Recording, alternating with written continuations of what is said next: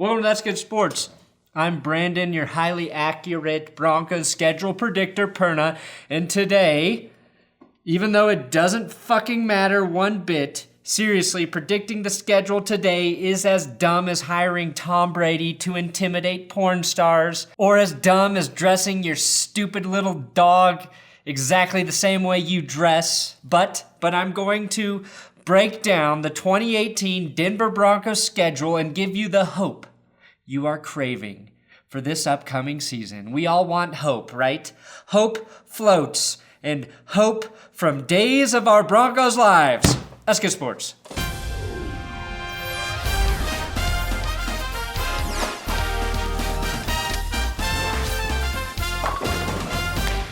I do have some exciting news, everybody.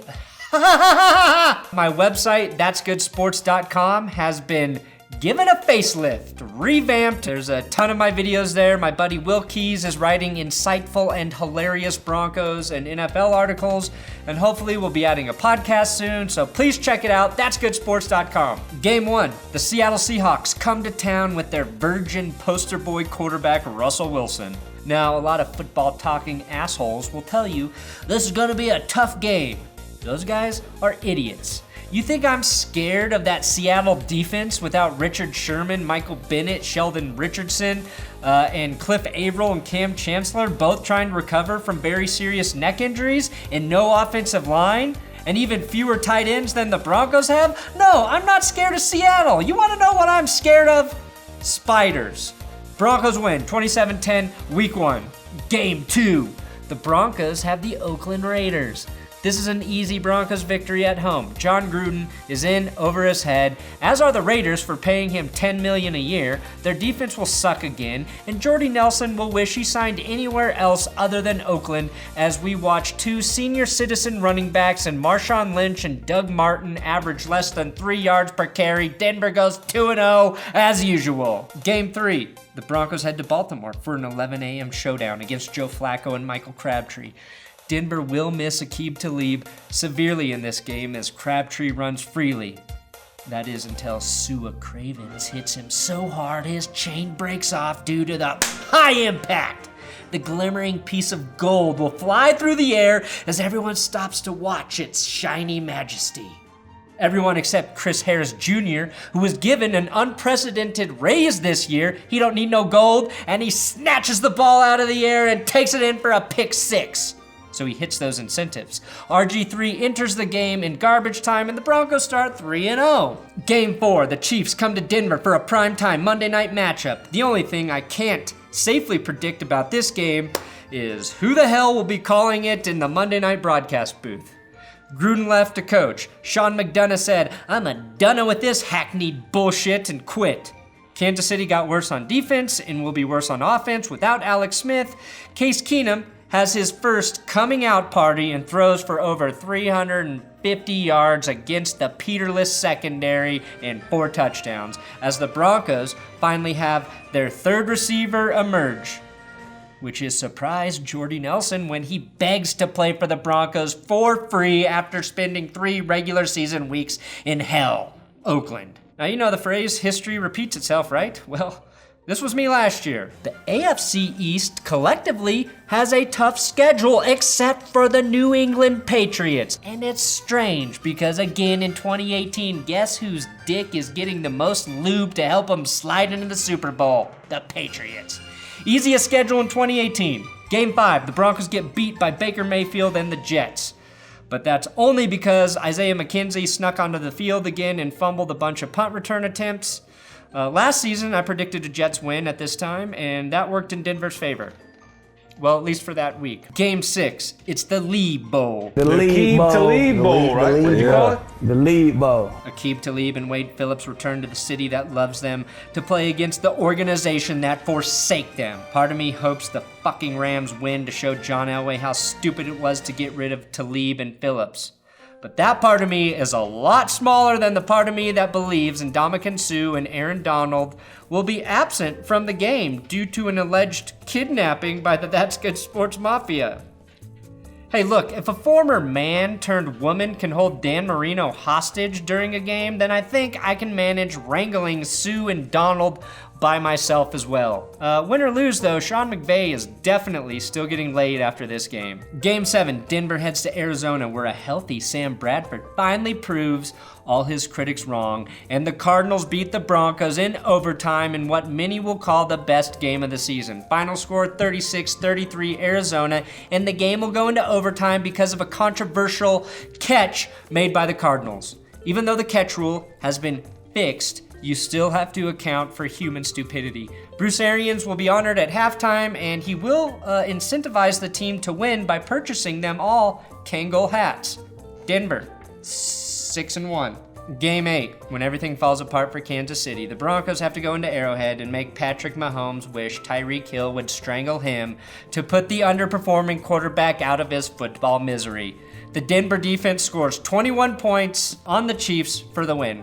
Game 9, the Houston Texans, with the glorious return of Deshaun Watson, will hit a speed bump in the Mile High City as Case Keenum says, "Oh no, not so fast, organization that gave me a chance, but then dumped me. Let me show you what you could have had. Me, Case Keenum." Sadly, Deshaun Watson will play better than Case, and the Texans will leave town with a W.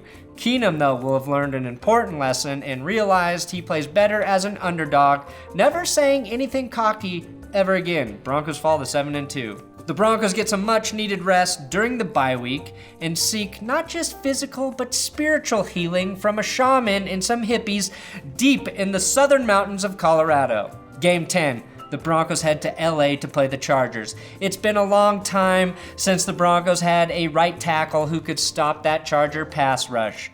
I expect Jared Veldheer, coming off a week of rest, to be ready to slow down Melvin Ingram, and hopefully Garrett Bowles can give Joey Bosa a run for his money. Phillip Rivers won't be playing, of course, due to his divorce. He will only be playing every other weekend in 2018, as that's the only time he'll be allowed to see his 19 children. Broncos win in LA in front of 20,000 Broncos fans. 8-2.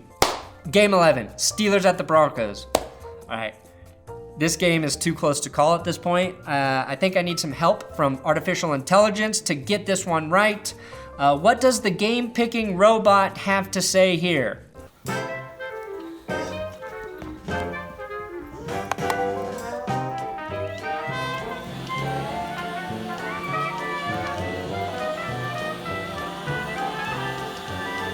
Oh! Make your pick, robot.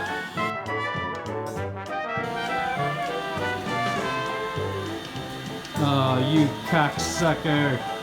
You son of a bitch. You son of a bitch. You son of a bitch. Interesting results. You know what I always say, though? Never trust a fucking robot. Broncos win anyway, 9-2. Game 12, Denver heads to Cincinnati. Is Andy Dalton still the Bengals quarterback?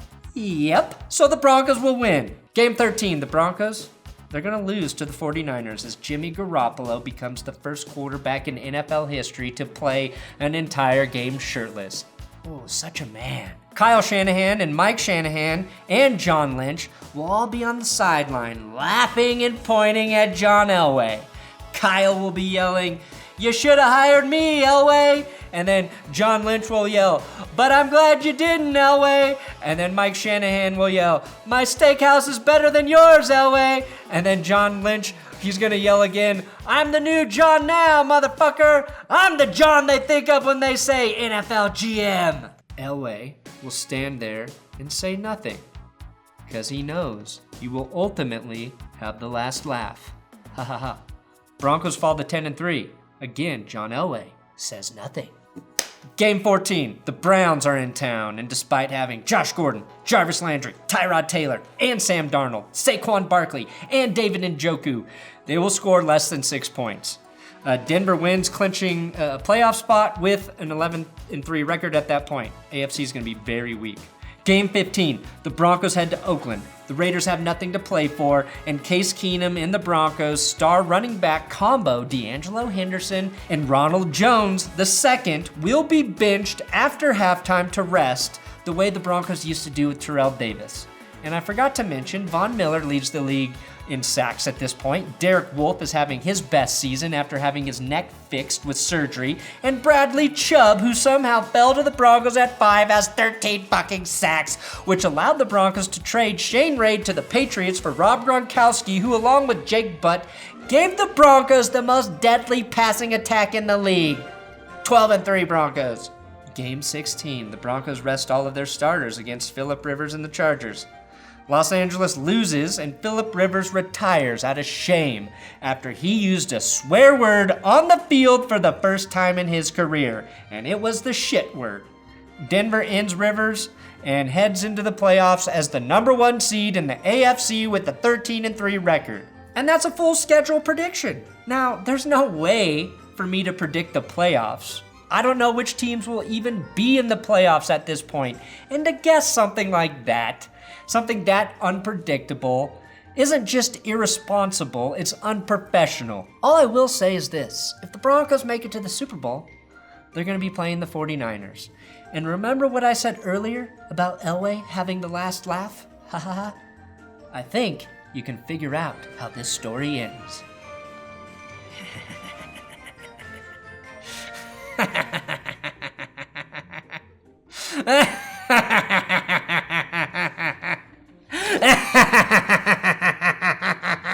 Please go check out my new website, ThatsGoodSports.com. I'm going to be updating it. I'm going to turn it into a real thing, I hope.